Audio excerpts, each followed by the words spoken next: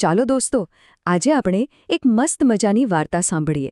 આ વાર્તા છે જંગલના બે પ્રાણીઓની, જે એકબીજાથી બિલકુલ અલગ હતા. અને હા, એમાંથી આપણને એક બહુ મોટી શીખ પણ મળશે. તો આખી વાર્તા દરમિયાન આપણે એક સવાલનો જવાબ શોધવાનો છે. સવાલ એ છે કે સાચી તાકાત શેમાં છે?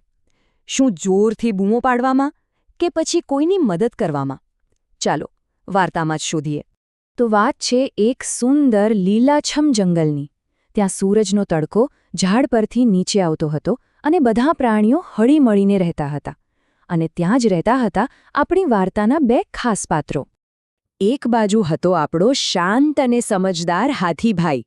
એ એવા દોસ્ત જેવા હતા જે રમતના મેદાનમાં પોતાના બધા રમકડા બીજાને રમવા આપે. અને બીજી બાજુ હતો પેલો સિંહ. એ ખૂબ ઘમંડી હતો અને હંમેશા બડાઈ માર્યા કરતો. જાણે કોઈ નાનું બાળક કહેતું હોય, આ બોલ તો મારો છે, હું કોઈને નહીં આપું. સિંહ તો આખો દિવસ આમ જ ગર્જના કર્યા કરતો. એનો મોટો અવાજ સાંભળીને બિચારા નાના નાના પ્રાણીઓ તો ડરીને ઝાડીઓમાં સંતાઈ જતા. સિંહને લાગતું કે આમ કરવાથી એ જ સૌથી શક્તિશાળી ગણાશે. પણ આ બધાની વચ્ચે આપણો હાથીભાઈ ક્યારેય ગુસ્સે નહોતો થતો કે નહોતો ડરતો. એ તો બસ શાંતિથી પોતાનું કામ કરતો રહેતો. ખબર છે, આ પણ એક બહુ મોટી તાકાત છે, શાંત રહેવું. પણ હવે વાર્તામાં કંઈક મજાનું થવાનું છે. સિંહનો જે ગર્વ હતો ને, એ જ એને મુસીબતમાં નાખવાનો છે. ચાલો જોઈએ આગળ શું થાય છે. સિંહ તો પોતાની મસ્તીમાં ચાલતો હતો અને બૂમો પાડતો હતો, જુઓ હું કેટલો મહાન છું. પણ એણે નીચે તો જોયું જ નહીં. અને ધડામ! સીધો એક ખાડામાં જઈને પડ્યો. હવે તો તે ફસાઈ ગયો. જે સિંહ થોડીવાર પહેલા રાજા હોવાની બડાઈ મારતો હતો, એ હવે ખાડામાંથી ડરીને બૂમો પાડવા લાગ્યો. તેનો બધો જ ગર્વ અને પાવર જાણે ગાયબ થઈ ગયો. સિંહનો અવાજ સાંભળીને બીજા પ્રાણીઓ દોડી તો આવ્યા, પણ કોઈ એની મદદ કરવા તૈયાર નહોતું. બધા મનમાં વિચારવા લાગ્યા, અરે, આ તો એ જ સિંહ છે જે આપણને રોજ ડરાવે છે, આપણે શા માટે એને બચાવીએ? અને બરાબર એ જ સમયે જ્યારે કોઈ મદદ કરવા તૈયાર નહોતું, ત્યારે વાર્તામાં એન્ટ્રી થઈ આપણા હીરોની. કોણ હશે વિચારો તો? હા, આપણો હાથીભાઈ. એ ધીમા પગલે ખાડા પાસે પહોંચ્યો. એણે જરા પણ ગુસ્સો કે દેખાડો ન કર્યો.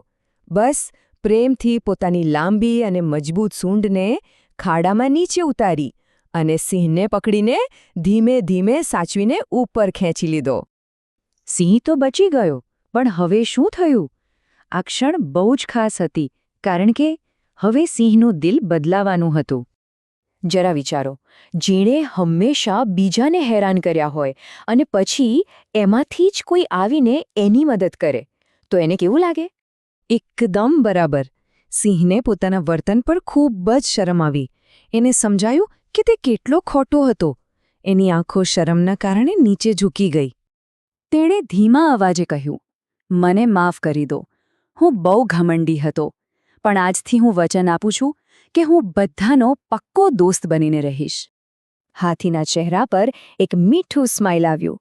સિંહનું વચન સાંભળીને બીજા પ્રાણીઓ પણ ખુશ થઈ ગયા.